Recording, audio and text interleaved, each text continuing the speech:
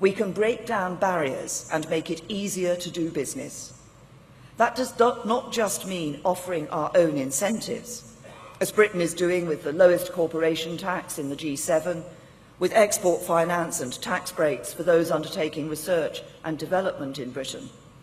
It means helping each other to break down the barriers to trade and investment in and between our countries.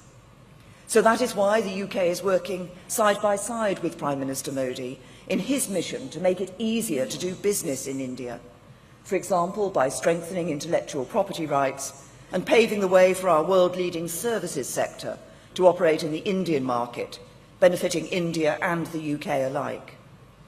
But I am determined that we will go further.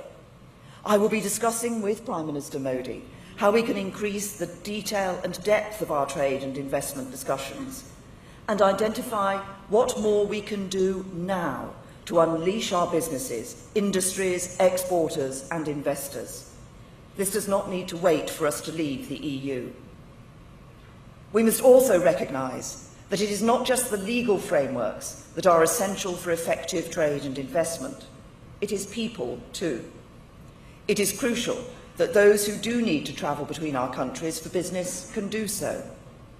That is the reason why, when I was Home Secretary, I made the visa process for Indians much easier. India now has one of the best UK visa services in the world, with more application points than any other country, and the only country where it is possible to get a same-day visa. That happened because we listened to what businesses were saying, and we're still listening to the fact that many people from India want their ideas, skills and business to Britain for the good of your economy and ours. So we will offer, for the first time to any country that needs visas to enter Britain, what is called the Registered Traveller Scheme.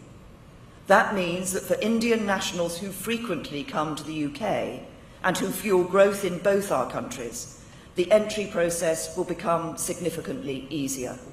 Fewer forms to fill out, access to the EU EEA passport control, swifter passage through our airports.